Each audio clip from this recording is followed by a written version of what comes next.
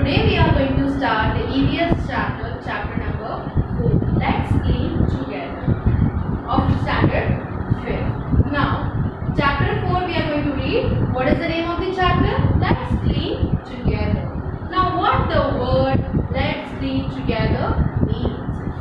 For example, as we are studying in our school or we are going to some place, we go out for playing in the park or any nearby area where you live. There are so many waste which are thrown on the roads.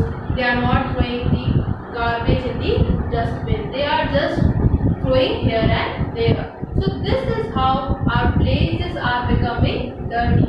So we should always keep our surroundings neat and clean so that our health will be good. Okay, children? Now, in this chapter, we are going to read about the cleanliness only. That how we can just keep our surroundings or the place where we go clean. So this is the chapter. Let's clean together. How we should clean by, for example, if we are all together, how we can just clean the place. Okay? आप एक साथ में कैसे सारे जने place को clean रख सकते हैं. Coming to the chapter, that is chapter number 4 on page number 29. Now, we will just read the chapter and understand what the chapter wants to tell us. Okay, children? Now open your page number 29 in your textbook and we will read the chapter. What the chapter wants to tell us. Okay? Now, here we start with our chapter. So in your textbook, open page number 29. The students and the teachers were celebrating Gandhi Jayanti on 2nd October in school.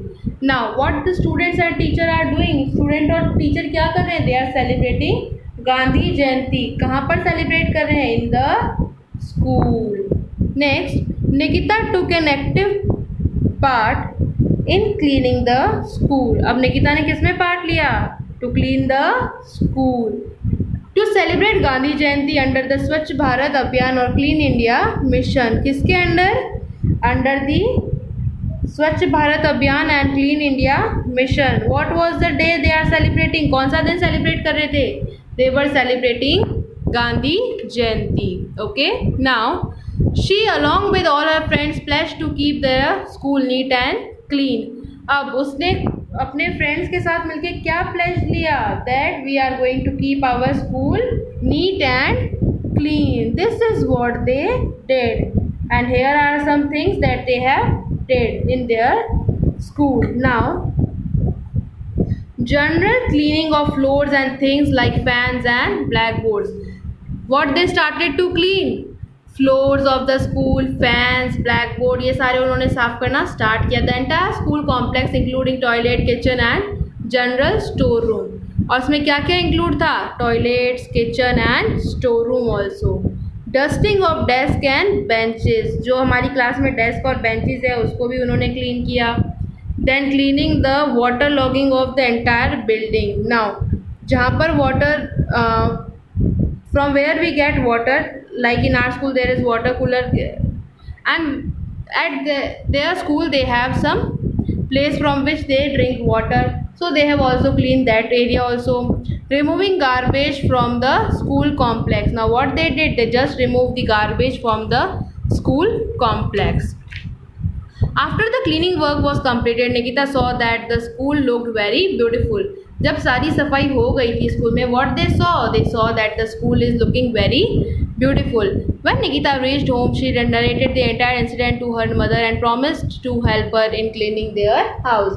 अब जब निकिता घर गई उसने अपनी मम्मा से सारी story बताई कि आज हमने स्कूल में ये किया है, क्लीन किया है ब्लैक बोर्ड्स को, बेंचेस को, किचन, एवरीथिंग. और उसने अपनी मम्मा से प्रॉमिस किया कि मैं आपकी हेल्प करूँगी अपने हाउस को क्लीन करने में. Our parents feel happy when we help them. जब हम अपने पेरेंट्स की हेल्प करते हैं, how they feel? They feel very happy.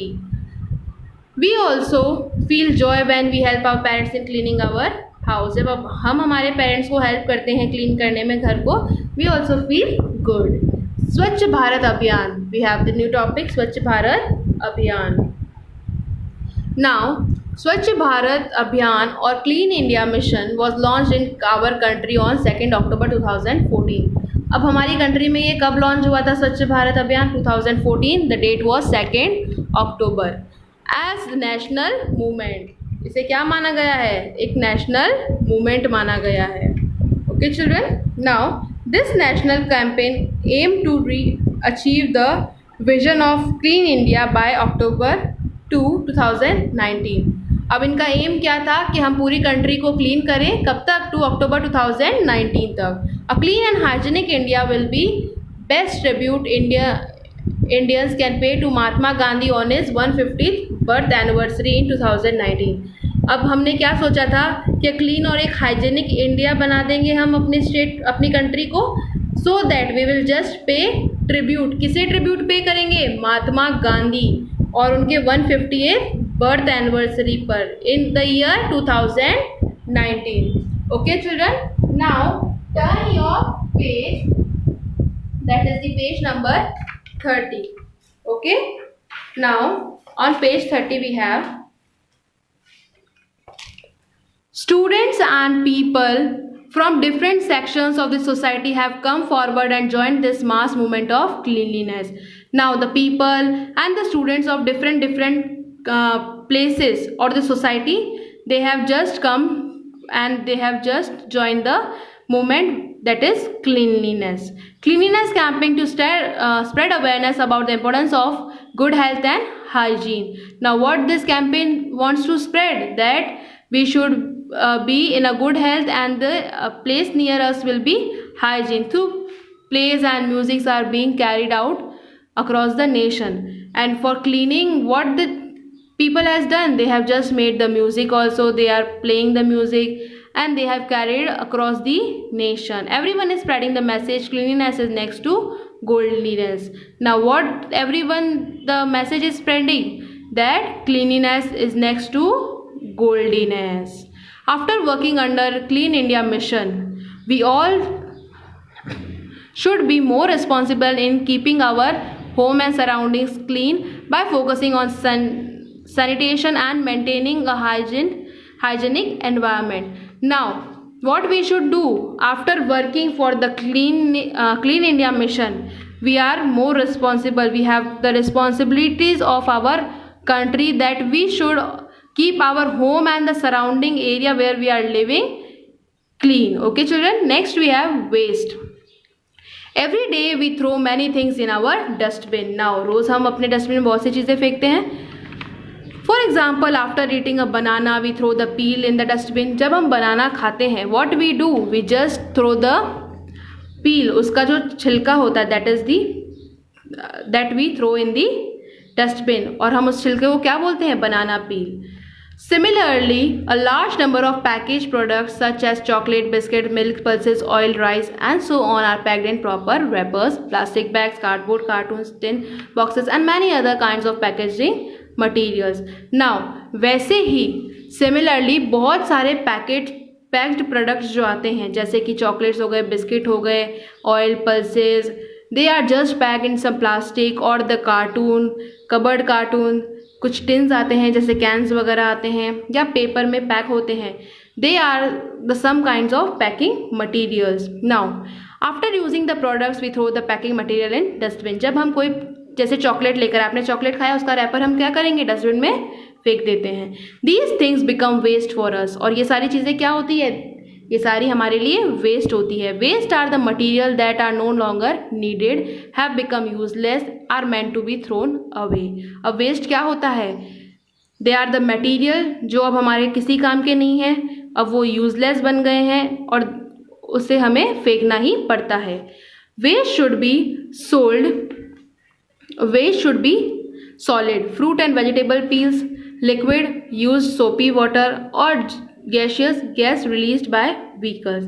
Solid waste is commonly called garbage. Now जो solid waste होता है वो क्या होता है? That is garbage. अब solid में क्या आते हैं? fruits और vegetable peels आते हैं. liquid में क्या होता है? soapy water आता है. gaseous में क्या होता है? gas released from the vehicles. Now sources of waste. अब waste के sources क्या हैं? We use new technologies to improve our standard of living, but these also result in the production of a large amount of waste material. अब हम क्या करते हैं, new technology की वजह से हमारा लिविंग स्टैंडर्ड हम इंक्रीज करते हैं. जैसे कि आप लोग क्या करेंगे, and it result in the large number of waste material. इससे हमारा जो वेस्ट है वो ज़्यादा नंबर में आता है. Waste is usually produced in our home, office, industries, farm and hospitals. और जनरली वेस्ट कहाँ पर होता है ज़्यादा, that is home, office, industry, farm and hospitals. Harmful effects of waste. अब हार्मफुल इफेक्ट्स क्या है वेस्ट के? We need to remove garbage regularly because it provides many harmful effects. Some harmful effects of garbage are as follows.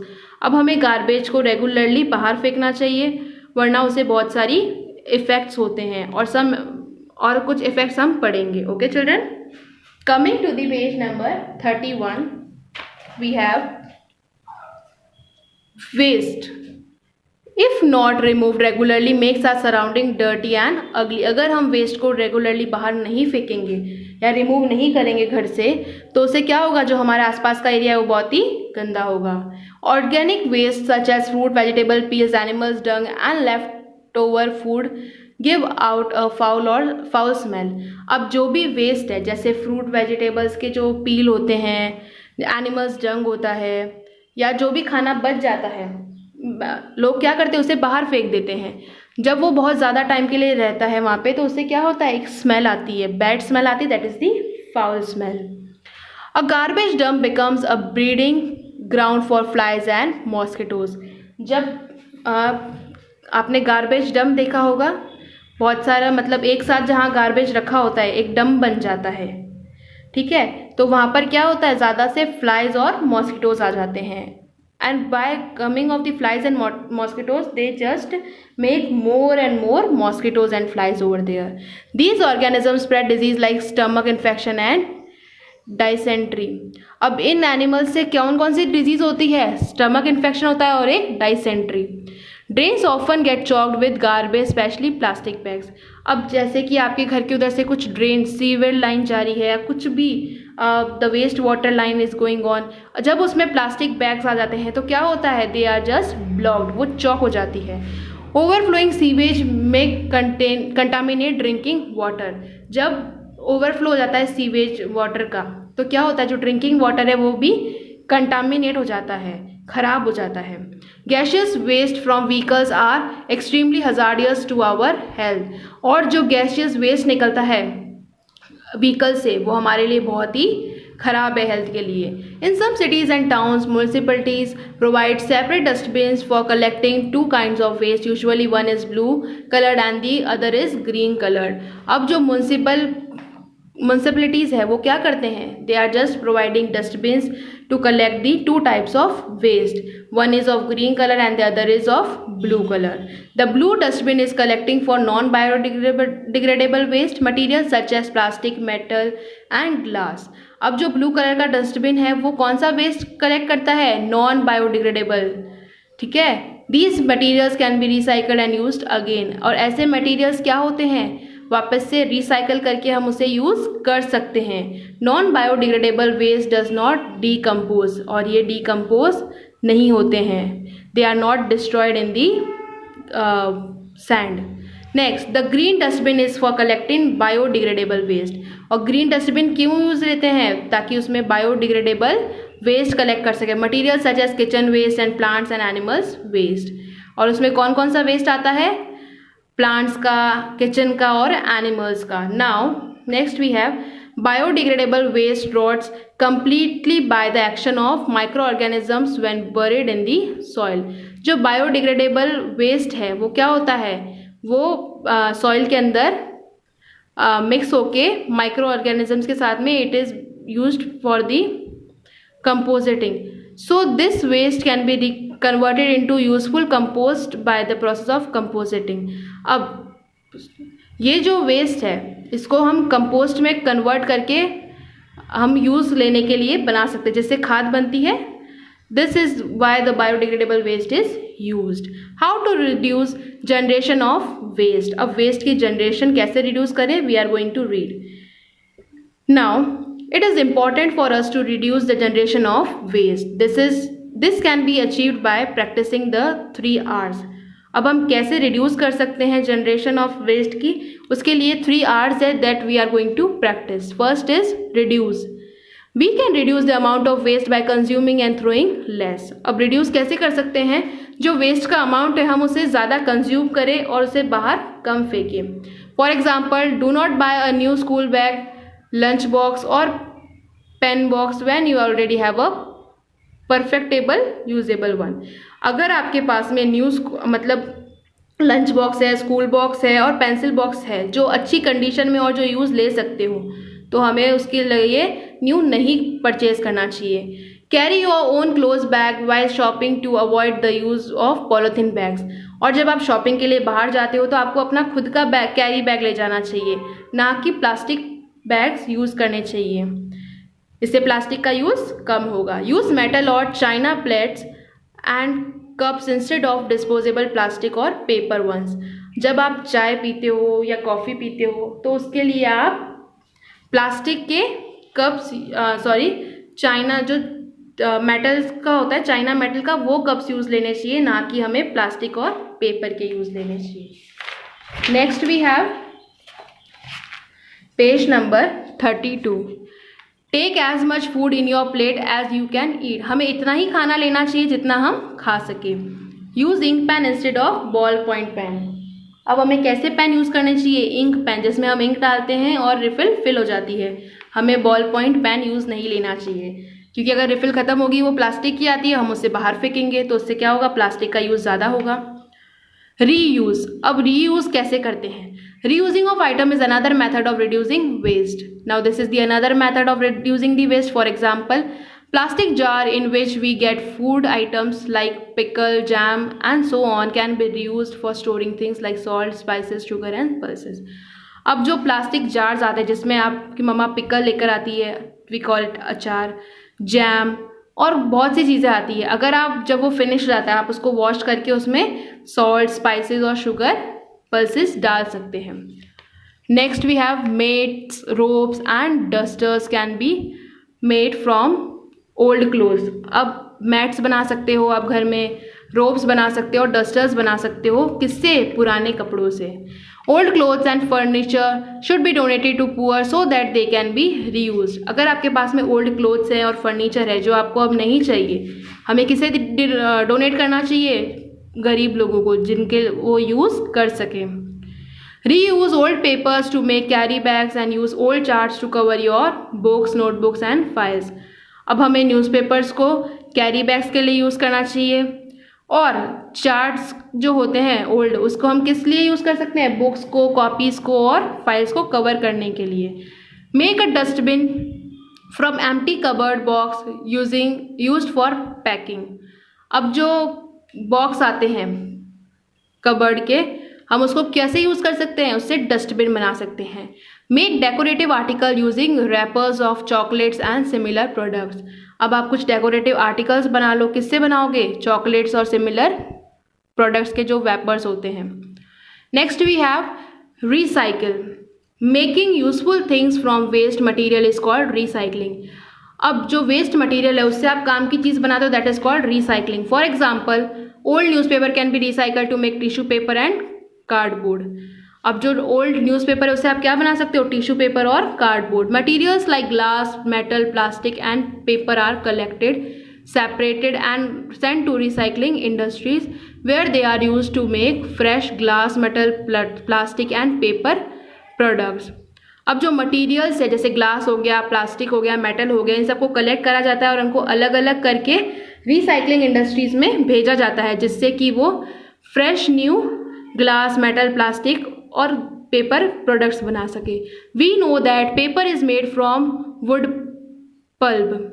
हमें पता है paper कहाँ से बनता है, that is wood pulp. Now by recycling used paper we can save many trees. अगर हम paper को रिसाइकल करेंगे उससे हम क्या सेव कर रहे हैं, we are saving the trees.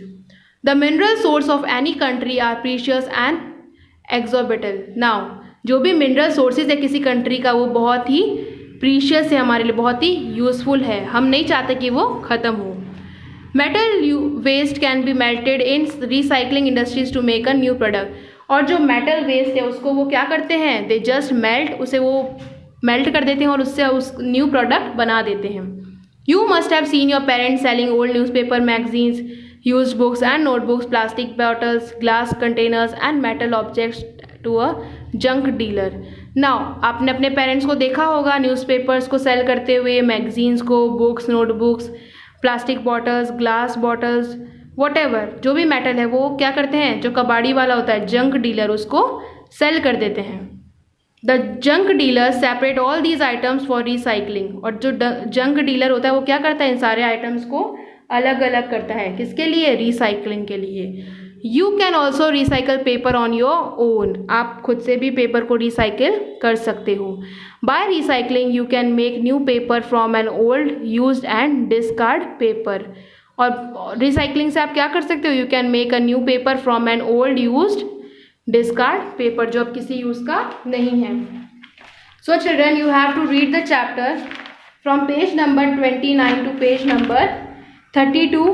You have to learn the difficult words and you have to understand and you have to learn the 3 R's, what they are just telling you. Okay children, now you have to complete your notebook work also, which will be sent to you on WhatsApp. Thank you children.